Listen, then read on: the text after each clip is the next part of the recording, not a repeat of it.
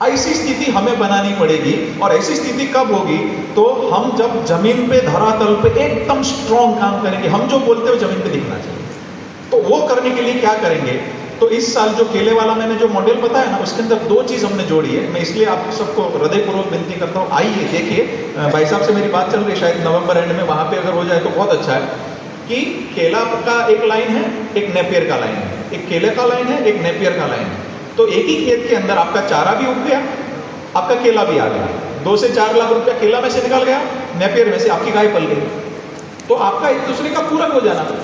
और ऐसे मॉड्यूल आप जब देखेंगे तो आपके वहां पे हर जगह पे मेरी एक विनती है कि हर एरिया से 50-50 किसान अपने यहाँ पे आए और उन 50 किसानों का आधा आधा एकड़ का प्रयोग हो एग्जैक्ट प्रोटोकॉल से। मेरी विनती कि आधा अधूरा करने से अच्छी चीज का भी बाल मृत्यु होता है।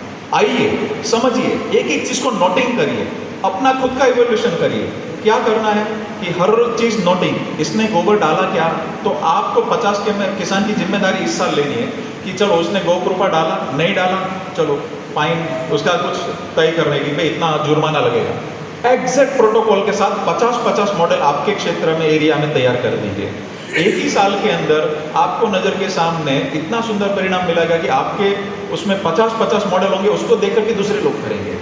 और इन 50-50 किसानों को प्रयोग करते हुए कुछ भी नुकसान गया केमिकल के सामने, बाजू में केमिकल का ही है उसके खेत में, इसमें बाकी का गोबर का है, कुछ भी नुकसान गया, नुकसान मैं भरूंगा, प्रॉफिट किसान का रहेगा, मैं लिख के दे दूंगा, पक्की बात है। और ये मैं हर साल किसान 600 किसान दत्तक लेता हूँ। इस साल 600 लिए, हर साल 300 लेता है कि नुकसान गया मेरा, प्रॉफिट उनका, तो क्या उनको जिम्मेदारी हल्का हो जाता है। इसी में हमारे बीच में शिव प्रसाद कोरे जी भी है, उन्होंने हजारों किसानों को बांटा है। और उन्होंने पपीता से लेकर उत्पादन इतने गजब के लिए, तरबूज की कंपनी वाटरमेलन की बोल रही थी 3 किलो से 4 किलो मैक्सिमम जाएगा, वो तरबूज 10 किलो चला गए। जो हाइब्रिड वाले सोच रहे थे नहीं हो सकता है, यूनिवर्सिटी वाले देखने गए, उनके वहां पे हुआ, उनके गोबर का एनालिसिस कराया उन्होंने गोकृपा डाल के, तो 18% उनके पास रिपोर्ट है।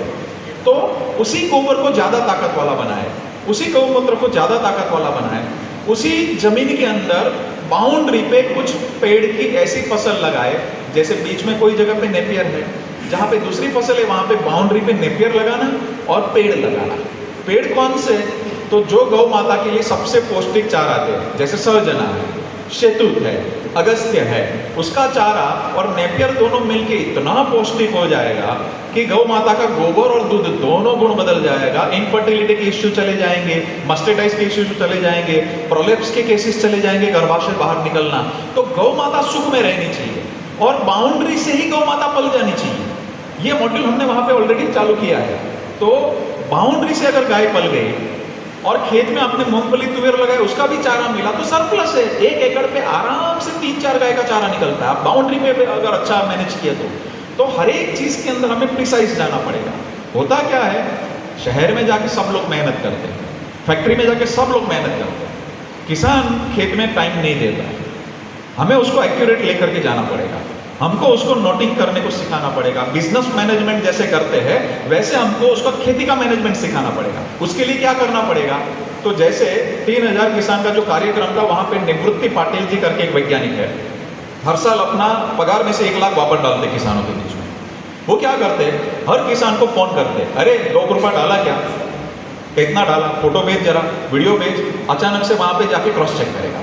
उस वैज्ञानिक की जिम्मेदारी नहीं थी, लेकिन उस वैज्ञानिक ने 3 साल ऐसे निकाल दिए कि हर किसान के पीछे पड़े। किया क्या? छोटा ही करो, ज्यादा बड़ा मत करो, पहले छोटा करो और फिर बड़ा करो। आधा अधूरा